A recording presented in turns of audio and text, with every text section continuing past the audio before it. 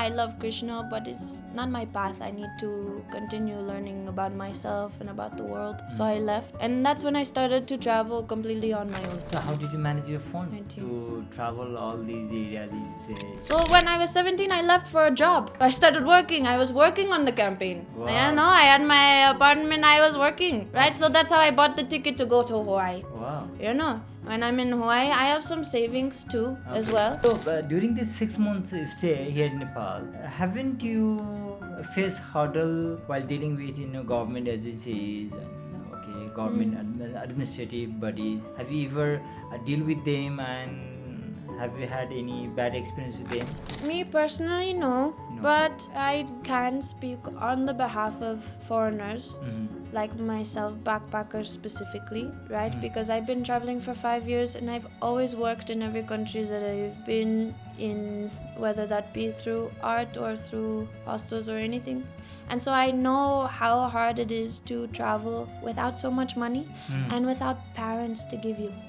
And so what's happening in Nepal right now is a lot of people, a lot of foreigners are going to prison, right? There's actually over 1,500 people in Nepali prisons that are foreigners who are specifically in prison because they could not pay the overstay fine, right? Because they overstayed and they couldn't pay enough money to get out of jail. So they're actually in prison right now. I think does need to be looked at honestly, because I don't think it's an appropriate use of resources, and Nepal is a very unique example of this kind of thing happening, so it does need to be looked at.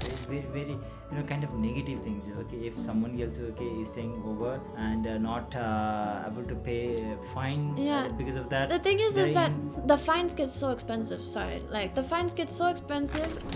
I understand. Okay, if someone is staying 5 years and they didn't go through the appropriate routes and everything like this, okay, they can be punished and they can pay a large fine.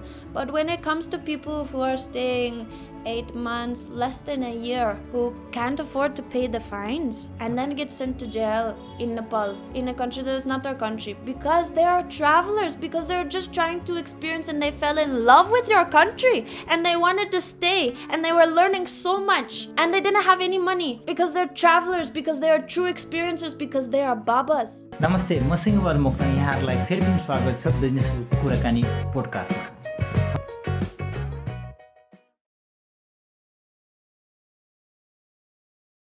नमस्ते, म सिंह बहादुर मोक्तान यहाँहरूलाई फेरि पनि स्वागत छ business कुराकानी podcast with mister मोक्तानमा। आज चाहिँ अलिक फरक विषय र फरक व्यक्तित्वसँग यहाँ म उपस्थित भएको छु। ढिला नगरिकन उहाँलाई म स्वागत गर्न चाहन्छु र उहाँ हुनुहुन्छ विदेशी पाहुना। नमस्ते। Namaste, how are you? Absolutely fine. Okay, so in informal conversations we had, you said that you do have two names, so English name as well as this Nepali name Ganga. So you are definitely in Nepal, then it's better to call you Ganga. Okay, so Ganga, if I would ask or anybody else asks you, who are you, and you have to give in one sentence, I am this, how you would give? Who am I? One sentence. Oh. Quite difficult, huh? I think this is a really good question, because every Baba, Sadhu, Rishi, practicing person with their sadhana has this question of who am I? Yes. I think I have many names, and I am a great experiencer, and I am fascinated by learning and my love for God. Wow. So by profession, what you do? By profession, I coordinate events, people, I build connections, and I'm also very artistic. I love to play music and paint and write, and so I try to follow those creative paths wherever they come. Like this. As you talked before that, you said you are just 22 years old, and Yes. how happened to be here in Nepal? Oh, so long. I left my home at 17. 17? Yes, and I've been traveling for 5 years. I was living in Turkey before, and I was living 3 years in Argentina before coming to Nepal. Coming to Nepal. Yes. At the age of 17, you left My your home hometown, in USA, Virginia. Yeah, Yes. Virginia. Oh, I left my hometown in Virginia to start working on a presidential campaign because I was studying politics at the time. And I was also chanting to Krishna with some Vaishnavas, and they offered me a job to work on this campaign. Okay. So I started. This is the story of USA itself, no? Yes. So when I was 17, I left my home in Virginia. I was already only doing university classes online, and I left to go travel and work on this campaign. After the campaign ended and my job ended because we lost. Okay. I come back to my home in. Candidate you were campaigning. It was she lost. Yes, she was a congresswoman from Hawaii. Her name was Tulsi. Okay, she lost. She lost. So, and your job also lost. My job also lost. This was in 2020. 2020. Pretty much. Before, like 2019. 2019. So, at that time, your age was 17. And then after you left your country. So basically, my job ended. And I went back to my town in Virginia and I didn't know what to do, you know. I'm still a kid. I don't want to be at my parents' house. I didn't really have a great childhood. I had a great childhood, but not so great. So I took my stuff and I went camping. And 2 weeks later, my boss calls me, my old boss, and she asked me if I want to live in Hawaii. And so I booked a ticket to Hawaii and I go and I stay on a farm and I start farming. Yourself? In Hawaii. All alone? With other people? with Vaishnavis. With Vaishnavis? Yeah. Okay, in USA also there are too many Vaishnavi, you mean? So A.C. Bhaktivedanta Swami came okay. to the United States in like the 60s, right? And from there formed ISKCON, like in India and the US. And from ISKCON came many disciples from this teacher, right? Okay. And one of those disciples moved to Hawaii. Okay. And started teaching in Hawaii. Okay. So I went to Hawaii to go work on a farm with Vaishnavas. After that, I felt like Vaishnavism, I love Krishna, but it's not my path. I need to continue learning about myself and about the world. So I left. And that's when I started to travel completely on my own. I was 18. So how did you manage your phone 19. to travel all these areas you said? So when I was 17, I left for a job. I started working. I was working on the campaign. Wow. I had my apartment. I was working. Right? So that's how I bought the ticket to go to Hawaii. Wow. When I'm in Hawaii, I have some savings too as well.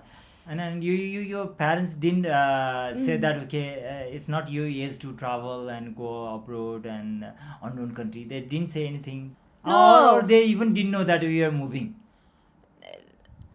To another country, to Hawaii.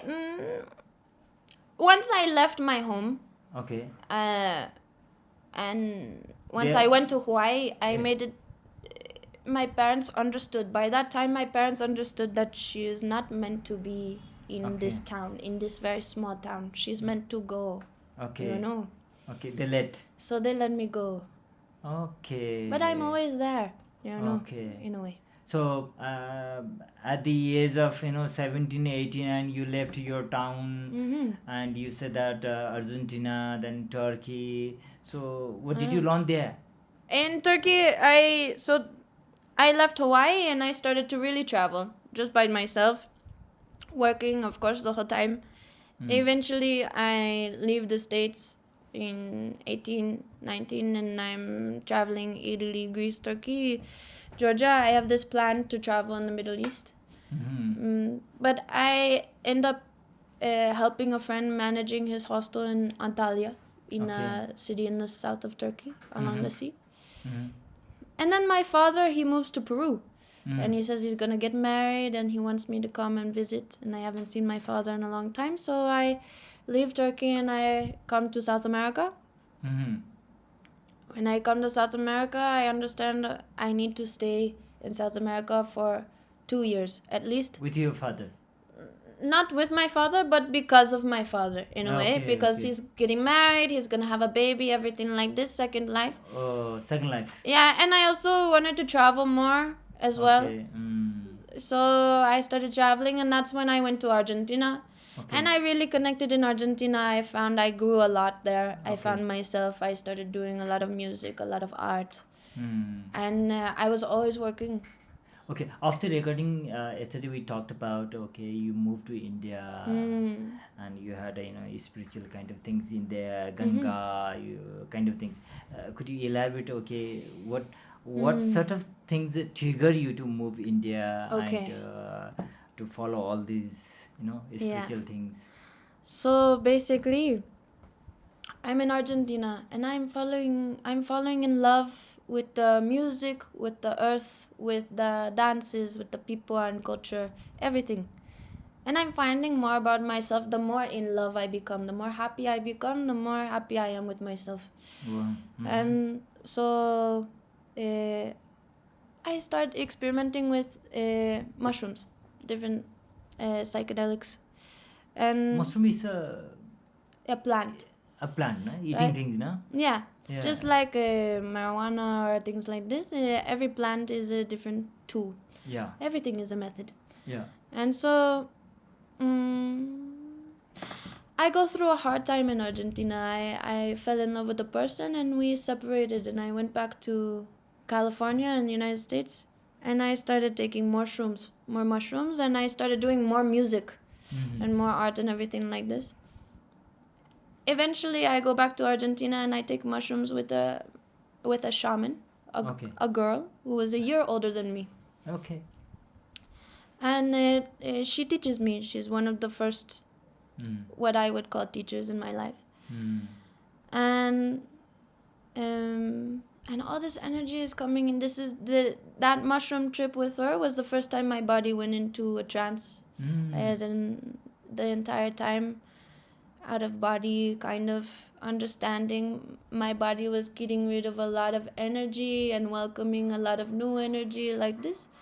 And I go back to my town in Virginia about 2 weeks later. You felt that some energy is coming into your body. I did not have control over my body the entire time. Wow. I was just completely just watching everything, observing everything, Everything, but there is no control over your body yourself. Everything I'm just observing. Whatever I feel needs to happen, I let my body do it. For example, there was one moment where I couldn't get up off the couch. I was sitting down, and I couldn't get up. There's so much in my stomach, Oh.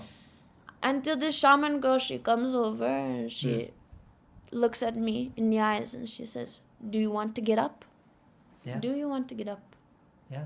And that helped me get out of it enough so that I could get up and release that energy that was making me lay Tight. down. Yes, exactly like this.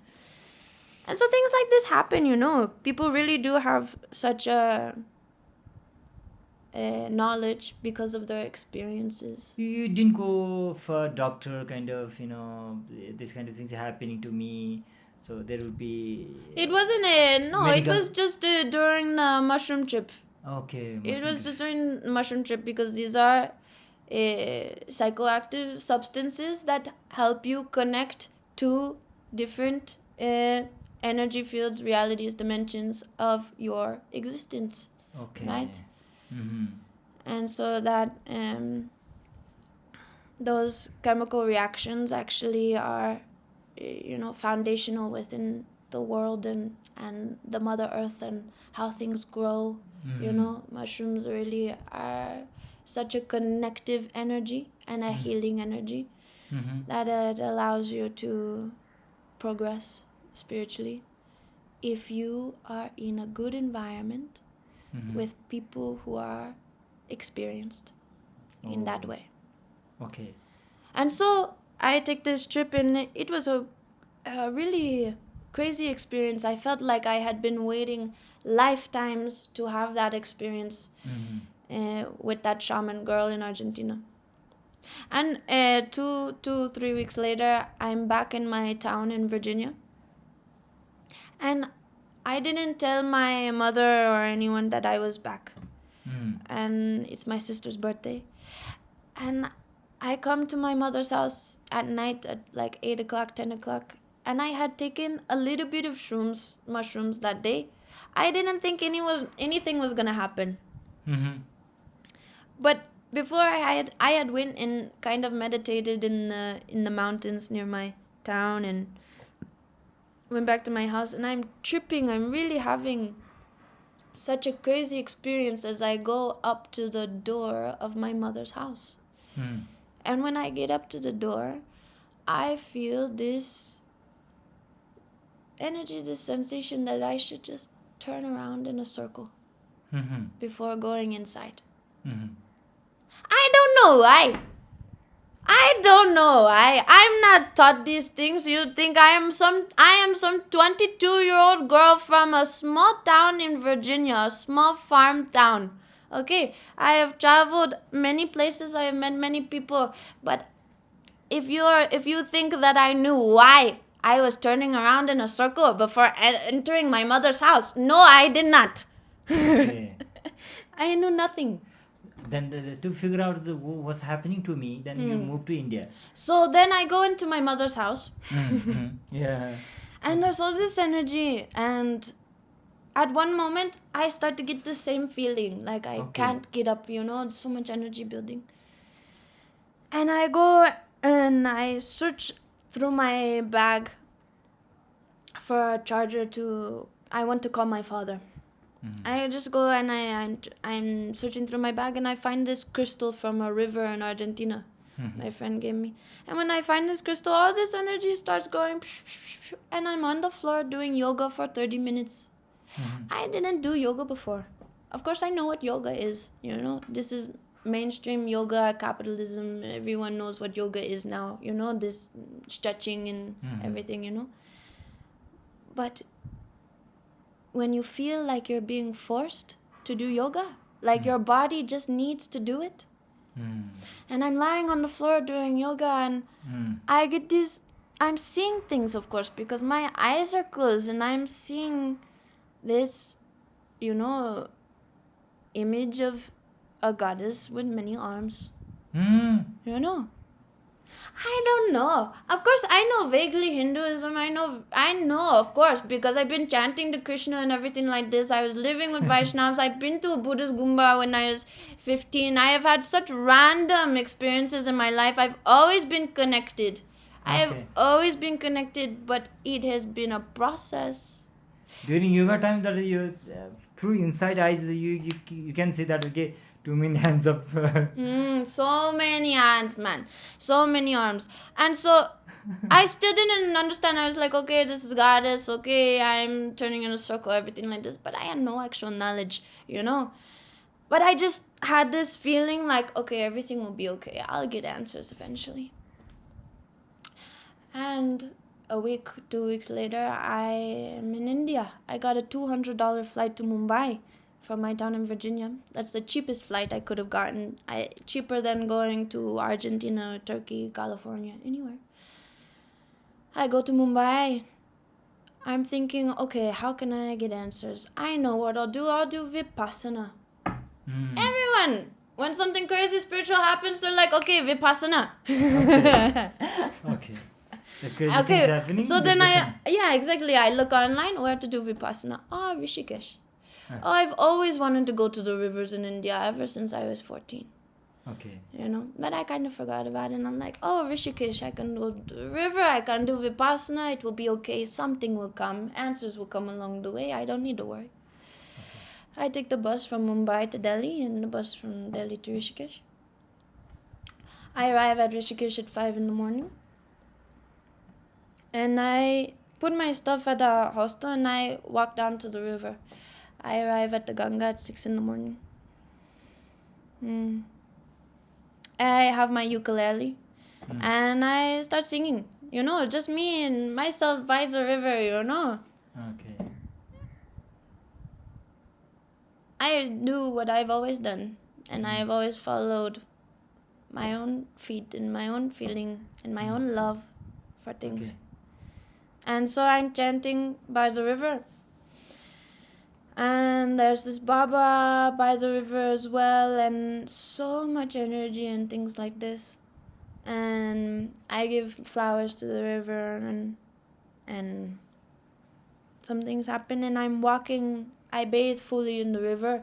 All my clothes are wet. And as I'm walking, I leave and I'm walking up towards my hostel. There's this hill in Tapovan.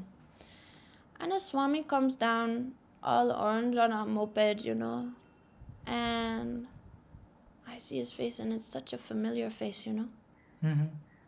And I'm walking up the hill and I think, okay. He drives past and then he turns around and he drives up to where I'm walking. I'm all wet. My clothes are soaked. Mm-hmm. He comes up and he asks if I want to ride to the top of the hill. Mm-hmm. I say, okay. We get to the top of the hill and he asks, do you smoke hash? You know, we're having a normal conversation. Do you smoke hash? I go, yes. We meet at 4 o'clock that afternoon and he gives me the name Ganga. Mm-hmm. And he says, okay, now we're going to meditate every sunrise and sunset. Mm-hmm. So I do that. Then that day you were called Ganga. From that day I am called Ganga. Called Ganga. So how long it's been you are in Nepal right now?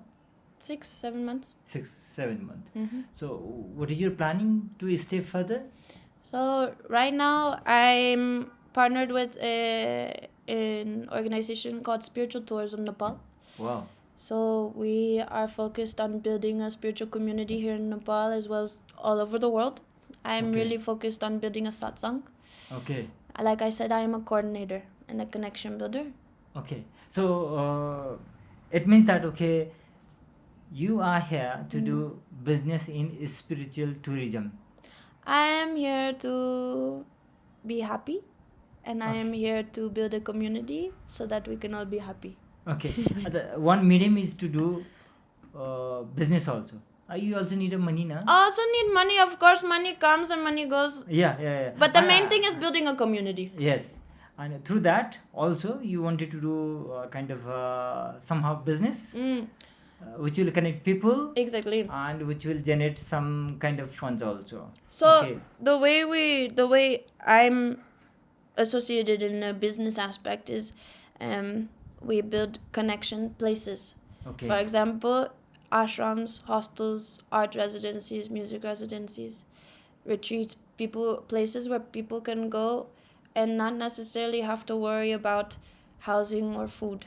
Okay. And where they can express themselves creatively and follow their spiritual path. Have you seen that have you seen that possibility of happening whatever you're thinking right now here in Nepal? Of course, it's already happening.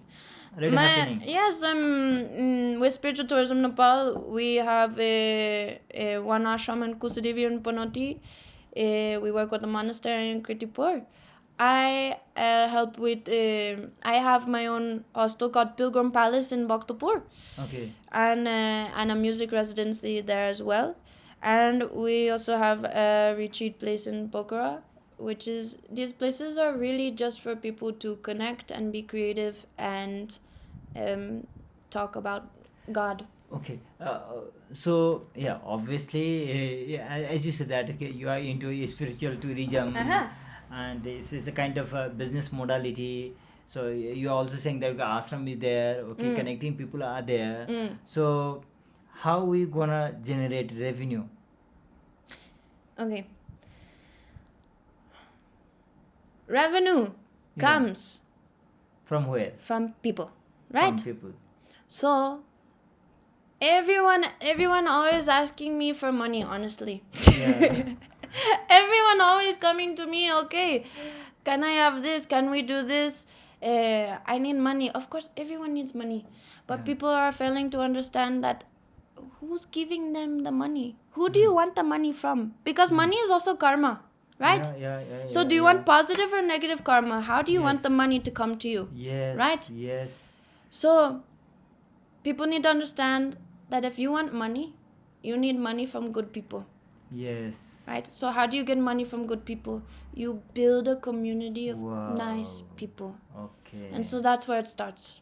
Okay. Revenue money comes and money goes. Money is just a substance. Okay. So definitely, as you said, Spiritual Nepal, this venture or this company, it's a company. Am I right? So it's a company. Company, organization. Yeah. So many people says here that the building company, establishing company is quite hard. Government authorities are not supportive. You haven't faced this kind of any hurdle. So that's why I'm here in a way, right? Because Okay. you're right, it's so hard for Nepalis, especially young Nepalis. And I have a very nice privilege of being a young 22-year-old girl from America who speaks English and is white. So I come in and there's automatically kind of this sense of privilege and respect that Okay. Nepalis don't get sometimes. And so I'm here to bridge that gap Okay. for Nepalis and Okay. for foreigners who don't have money, so that they can get the respect and connections that they actually need, so that they can be prosperous and stay in Nepal and build Nepal. Wow. Having said that, to many Nepalese youth, their first priority nowadays seems that they wanted to flee from here for this sorts of good life, quality of life, and they were not getting or not finding the good quality life here as per their understanding. Whereas you are here, you're saying that peace is here, good life is here. So how you connect these things? So if you have to convince these youths in Nepal, how do you convince them? First of all, I want to say to Nepali youths that it is not just Nepal. Okay, you're not the only ones who think you can have a better life in the West. Okay. Every kind of country that is facing some kind of economic downfall is saying, okay, I can have a better life if I were in the US. You know why? Because Western countries and countries that have money spend a lot of money convincing you that your life would be better there. When actually, what they're trying to do is take money away from you. Wow, that's the point. That's the point. They And have so branded maybe, culture is nice, art is nice. I'm not saying that there's not a lot of art and music and things that you can be inspired by the West. Of course that's true. And maybe you would have a great time there. But please, please, please do not let them manipulate you into thinking that you cannot have a good life here. Because your family is here. Your food is here. Your sun is here. Your moon is here. So I don't want to hear anything. So possibilities too many here itself. So only they are misguided with their branding prospect. They have communicated very well that they possess lots of things. They have invested a lot to attract these people. Actually good life is here itself if we figure out. We need to understand what a good life is, right? If you want a good life, the most important thing is that you are happy and that you are doing your sadhana. Right? And so you need to be in an environment that is constructive to being happy and doing your sadhana. In the United States and in the West, there is such negative karma, there is such negative energy. It is all about money and not about family. Right? Then you come to Nepal and it's all about family. Wow. And this is what needs to go to the West. Wow. This part from the West doesn't need to come here. Money from the West doesn't need to come here. Family from the East needs to go there. And so I want to build a big family. There are lots of things that West also should learn from East. Of course, and the thing is that people in the West, like you, many Nepalis have told me, why are so many Westerners wanting to come to Nepal? Why are so many Westerners happy here in Nepal and so many Nepalis want to go to the West? One, it's because they actually are happier here in Nepal. Can you believe it? Can you believe it? That's the thing that Nepalis aren't getting, is that Westerners are actually becoming more happier here. Why? Because nicer people, nicer food, nicer energy. Everything, every single thing, Wow. Whatever the necessary things to become a one person to be happy, all those things are available in Nepal, you mean to say? All of those things are available in Nepal, except for Nepalis do not have economic stability, right? So once What is the reason? What is the reason? Like I said, world powers. Everything like this, we can get really complicated, because if you talk about Nepal, actually, Nepal has been decided by India and China and Tibet to save kind of Nepal, so it gets very complicated. right? And of course there's corruption and politics and everything like this, you know. As you already been mentioned that, okay, you are also a student Still of politics. Right, so I was telling you downstairs in the cafe that I started studying politics. That's why I went into campaigning and everything, and now I'm a mentor and researcher in Nawari Tantra. And so now those things really connecting, because not only do I understand how the world works politically and internationally, I understand how people work internally. Okay. So if economically we are down, then it's because of unstable political situation also. Not having stable politics. No, I think the reason why economies are down all over the world, except for in the West, is because money is not love. Okay. And when you have a lot of love, sometimes you don't have a lot of money. Okay. Right? But when you have a lot of money, I don't think you have a lot of love sometimes. Okay. The people usually says that, okay, you have lots of money, that you will have a happiness, you will have a good family. It's a myth. You mean?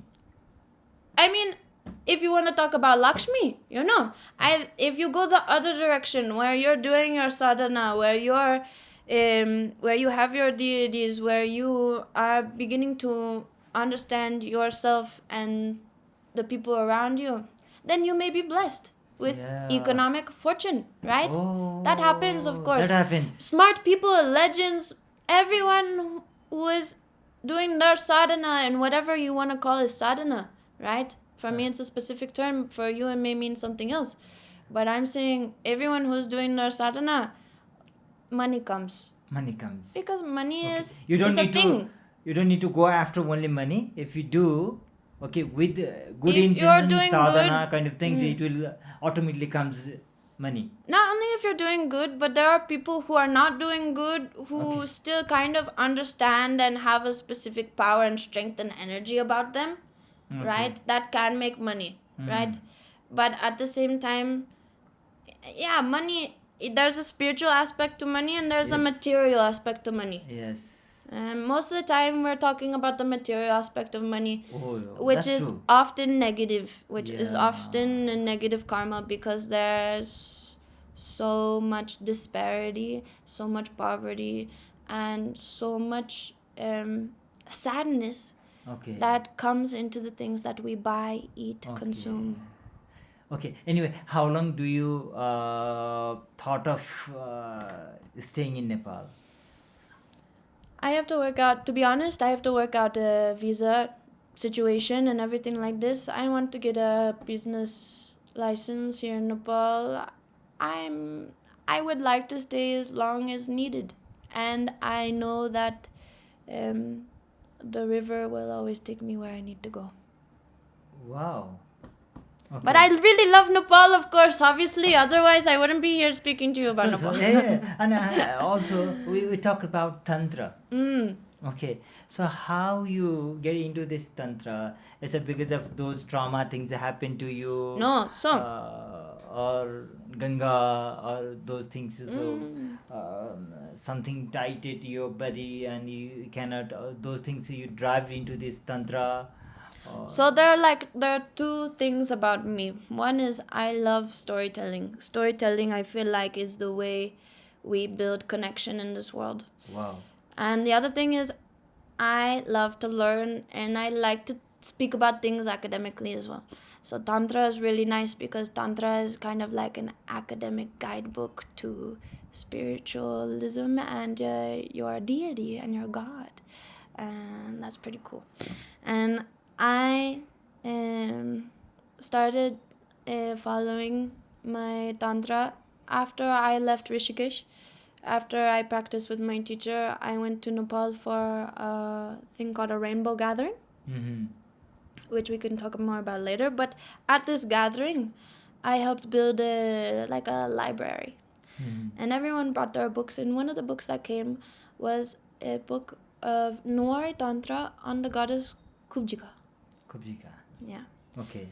And Kubjika is a Nawari priest goddess. And in this Tantra, it really explained quite a few things. It explained not only the story of this goddess, but also about the Noir caste systems, about the roles Brahmins and Karmacharyas play, and about consciousness, about the ego, about geography and how energy enters and the roles different energies plays and different deities have had in Nepal.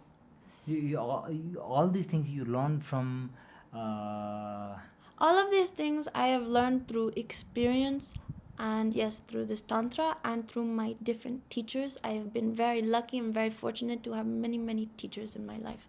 Okay, so last time we talked about the Bhaktapur as you chose as your place to get all these tantra kind of things. Who guided you to be in Bhaktapur and No one guided me to Bhaktapur. I found this Tantra in the west of Nepal, in a small village in a valley where we were doing this gathering, and this book came. When I was looking at this book, I was flipping through the pages, and there were several maps of India with different pilgrimages. On one of the pilgrimage maps, the book came to my head. The energy of the book came to my head, and it felt in a way a sort of initiation from the goddess herself, right? Okay. And there were these maps of India, and the only other map in the book was this map of Bhaktapur, right? Okay. Because it's a Nuai Tantra, right? So I leave the rainbow gathering. I go Lumbini and back to Kathmandu, and when I get back to Kathmandu, I do this Kora around Swayambhu Monkey Temple. I wasn't planning, and then the next day, my friend Prakash, your friend, he takes me to visit my first ashram in Nepal. And then a few days after that, I take just myself and my book, my Tantra, to Bhaktapur, and I follow this map. One by one, I go and visit the 9 Devis on this map, just to spend time. Okay. Just to go and have a connection with these deities. That's all you need to do, is go and give them love, And so I go to Bhaktapur, and it's my first time in Bhaktapur. Imagine. It's my first time in Bhaktapur, and I've had a connection to this my entire life in a way without knowing. And I go and I visit all these deities, and it's like family, Okay. And I get to know Bhairav. And the next day, one friend, he tells me to go see Navadurga, and I get to know Navadurga and everything like this. And not only that, but I have a Tantra of Kubjika, which is the Noai priest secret goddess, And so, through all of these experiences, I started naturally learning very in depth about Noai culture and Tantra and Kali Mata and So this path. You're going through and you're loving it. Oh, of course I'm loving it. If I'm not loving it, it's not my path. If you are not in love with your deity, if you're not in love with your path, then it's not your path. You have to be in love with it. Okay. So the path you have been taking, you think that okay, it's the good and it will take you in your destination. You're thinking like that. Okay. Let's come to the business. Okay. This is our show is Business Kurakani. Okay. Yes. So I think yesterday we also talked that in Nepal there are too many areas that opportunities are lying. We can grab those opportunities, and we were saying that there is no opportunity. It's kind of people haven't seen or haven't figured out the opportunity. But from your eyes, you said that there are lots of opportunities. So many opportunities. Like a few opportunities. If you'd, if I would ask you that, please tell to our listener, our viewer. Okay, so one of the things, because it's not only about providing opportunities, but it's about providing opportunities that show Nepal and Nepalis that their country and their culture is worth being a part of. Wow. So one of the ways we're doing this is by starting a new kind of Tanka painting school. Okay. Because so many young lamas are losing their love for this ancient art. Okay. Right? And it's just because they're losing the connection. And then you have foreigners who are coming, and they're seeing all these mandalas and kalachakras and everything for the first time, and they don't really know anything about it because it's so complex and so from before. That the knowledge is kind of lost. And there's not really a connection. So what we're trying to do is take young lamas, young artists, and older lamas, and combine contemporary with traditional art to keep traditional mandalas and the meanings behind everything, to keep everything the way it's supposed to be, but maybe changing a little the color. Maybe putting in a few different things that just connect to young people. Right? And connect to foreigners so that it gets people in the door. To be more curious about what actually is this, and what's the meaning behind this art. Why is it so spiritual?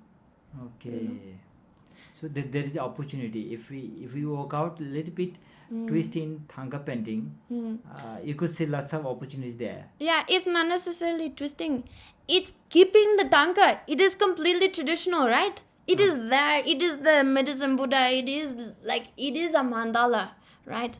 But the thing is that we're living here right now, today, right?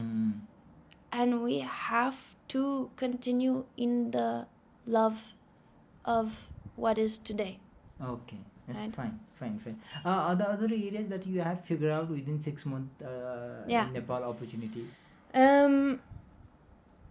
Just so many things. Everything from agriculture to handicraft to spiritual packages, tours, everything like this. Right now, everyone is coming to Nepal for trekking. Right?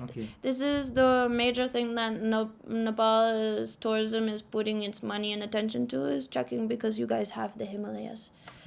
But actually, you have so much more, and you're not prioritizing it, because you can spend an entire year just in Bhaktapur and still haven't learned everything. Because, for example, this Tantra, there's one Tantra that's 5,700 verses. Right? It's an entire storybook of this goddess, Think about how long it would take you and how much you would understand about Nepal and that goddess if you just stayed some months in Bhaktapur, So, your point is that Nepalese haven't properly communicated culturally and other things properly that possibly they do have. That explain to other people what Nepal is. At the same time, it's difficult. But my point is that there's so much that Nepal has to offer. That is not explained to the outside world.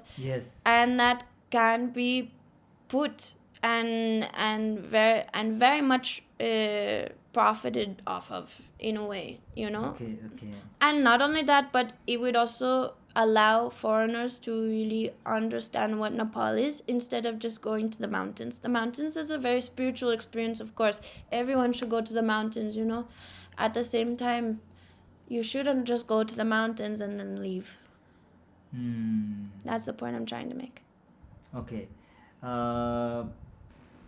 Spiritual tourism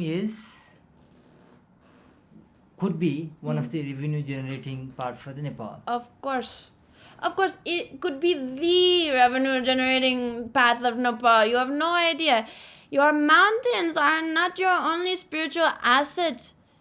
You have deities everywhere. You have temples everywhere. You have ancient kingdoms. And you have history and the knowledge and the books and the people to back that up. Wow. That is something special. Just we need to recognize it and communicate it properly in proper place and proper people. Yes, and that will make sense. Exactly. Otherwise, it won't. Wow. So, let me add one more thing. Though already we have discussed. As you are from the political science, isn't it? And you also say that international relation also we have gone through.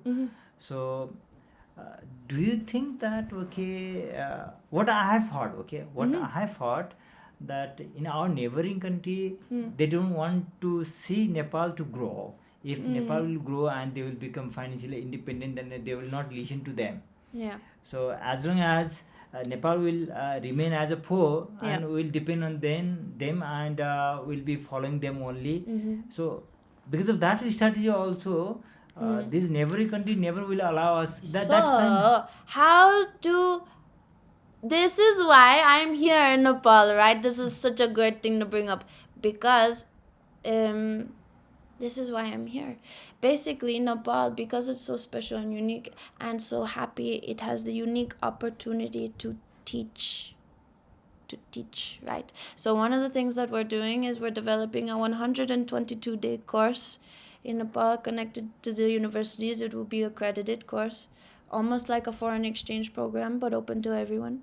And it will cover everything from conscious farming to Tantra, to pottery, to communication, entrepreneurship, music, everything. Okay. So we're losing connection. It means so everything is here. Why? It's not because of neighboring country. It's not because of politics. It's because of the people who are living here. They are not having properly in their mindset open. No, I mean that, but also it's very much because of other countries. It's very much because of other countries. That's why Nepal is so special, because Nepal has the opportunity to teach. So when we have this course and we invite many people to come to Nepal and we go over everything, what we're actually doing is teaching them how to build sustainable communities, happy communities, so that they either stay in Nepal and develop Nepal, or they go back to their country and they start changing mindsets. Not changing by saying, but changing by doing. Because now they know how. Okay. Because Nepal did that. Okay. So I'm saying, wait. I'm saying money is not everything. That you have happiness, and that is a valuable resource, and that is what's needed now, and that you are a community of teachers here in Nepal, and you can really teach the world how to live a better life. And when you do that, then other countries, they won't want to put down Nepal.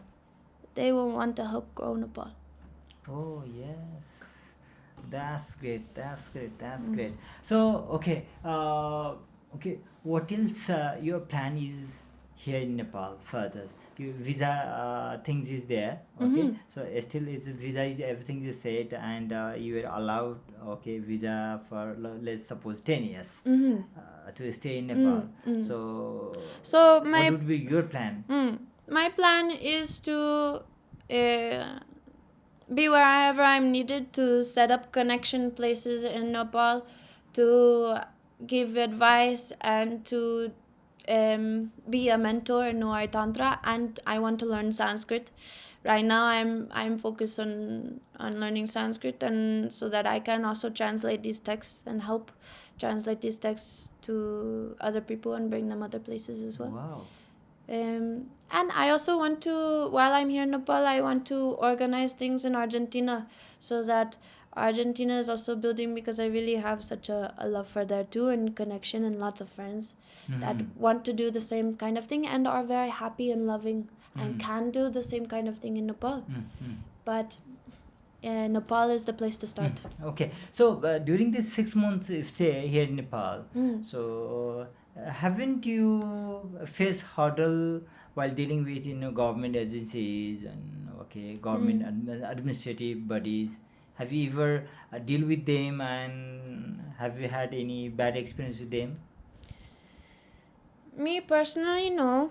But I can speak on the behalf of foreigners, like myself, backpackers specifically, right? Because I've been traveling for 5 years, and I've always worked in every country that I've been in, whether that be through art or through hostels or anything. And so I know how hard it is to travel without so much money and without parents to give you. And so what's happening in Nepal right now is a lot of people, a lot of foreigners are going to prison, right? There's actually over 1,500 people in Nepali prisons that are foreigners, who are specifically in prison because they could not pay the overstay fine, right? Because they overstayed and they couldn't pay enough money to get out of jail, so they're actually in prison right now. That is also happening. It's a very completely new thing for me. Yeah, Yeah, so many people. And so I think does need to be looked at honestly, because I don't think it's an appropriate use of resources, and Nepal is a very unique example of this kind of thing happening. So it does need to be looked at. Wow, it's very, very, very, kind of negative things. Okay, if someone else, is staying over and not able to pay a fine because of that. The thing is that the fines get so expensive. Sorry, like the fines get so expensive, and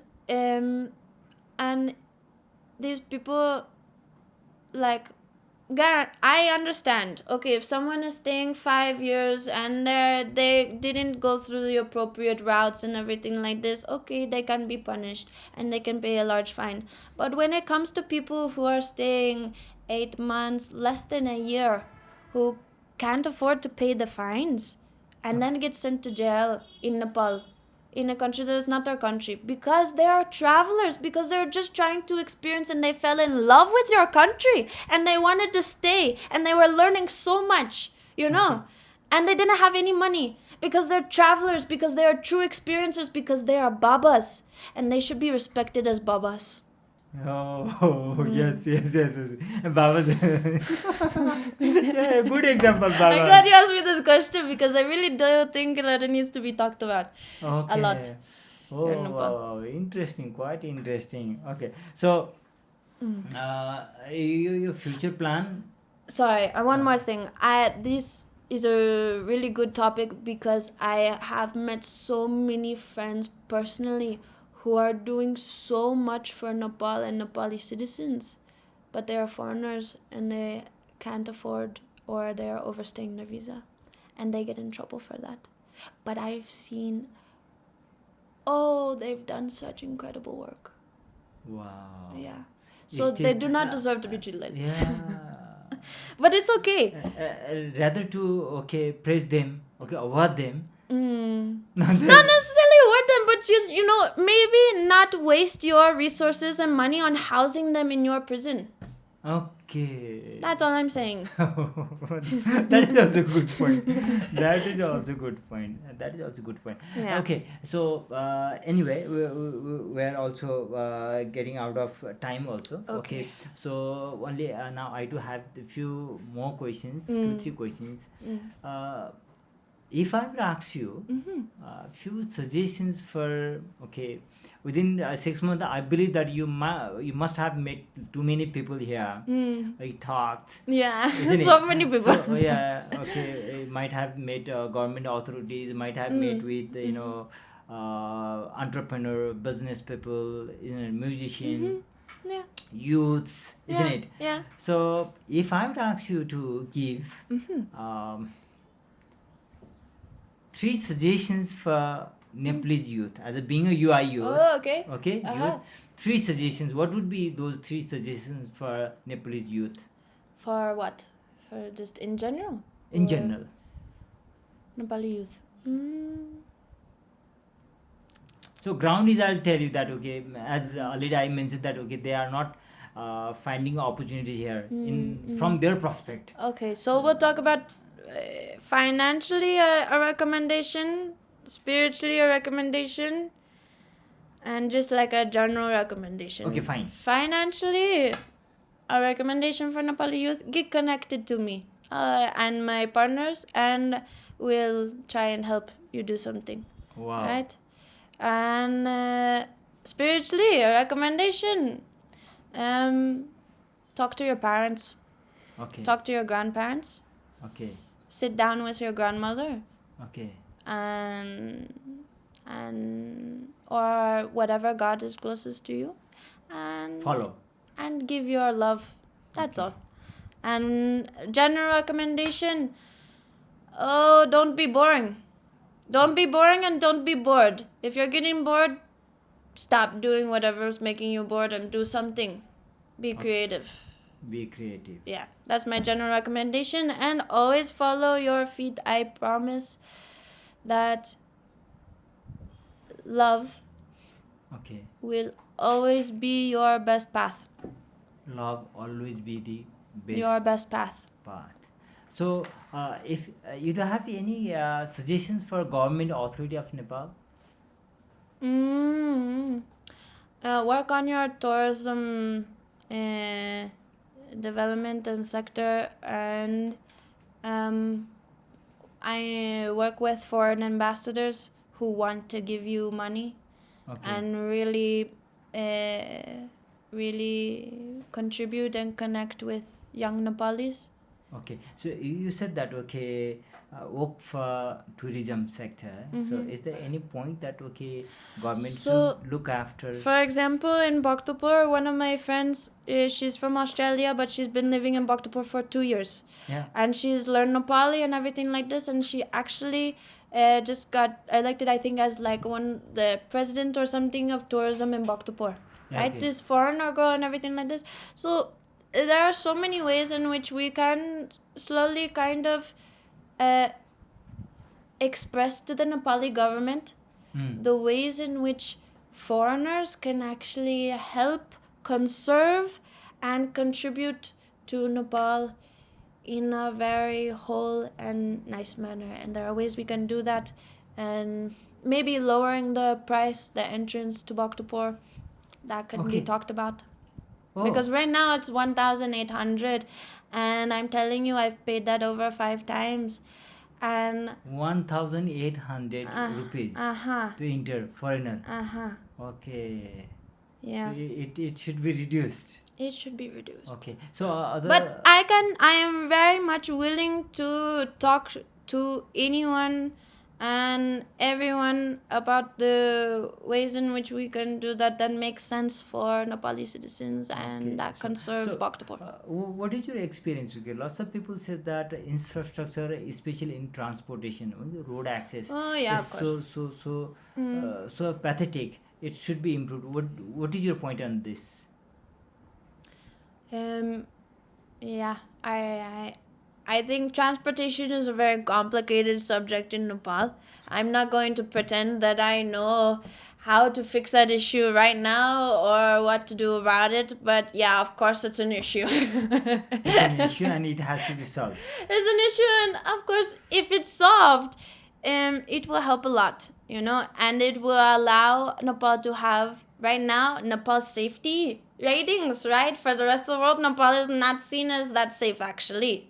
In transportation especially, right? It's safe in that people are nice, but it's not safe in that there are many people die from planes and car accidents and buses every day, here in Nepal. So, and people know about this.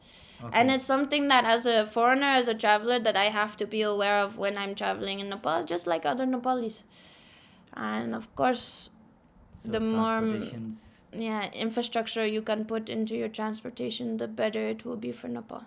Okay, the tourism, these are the things government should look after it. For tourism, but also for the general safety of Nepalis. Yes. Why tourists? Really? Isn't it? Why tourists? Tourists maybe 10%. Okay, but the rest... Normal Nepalis should not be suffering this much. Yes, that's great. So at the end of the our conversations, is there any point left out we didn't discuss? No, I don't think so. I think that. Okay, finally, if anyone wanted to connect with you, Ganga, so how can they connect? Yeah. They can go to spiritualtourismnepal.com and they can go and register, email, contact me. I am listed as a spiritual mentor in Tantra on the website. They can get involved with my partner Prakash. You can also find him. And they can reach out to me in any way. My Instagram is jade.spinetta, SPINETTA, and that's all. Okay, so Ganga, thank you for your time and sharing your valuable thoughts with us. Thank you. Hope from all this conversation, our viewers are going to learn lots of things, and our viewers going to have energy and the way they were thinking previously and after listening this conversation. So hope Now our youth, our government, and might be political people also going to benefit from this conversation. I hope. So thank you very much for your time. Thank you so much, Mr. So Singh. if given an opportunity, next time if there is any opportunity, we'll meet again.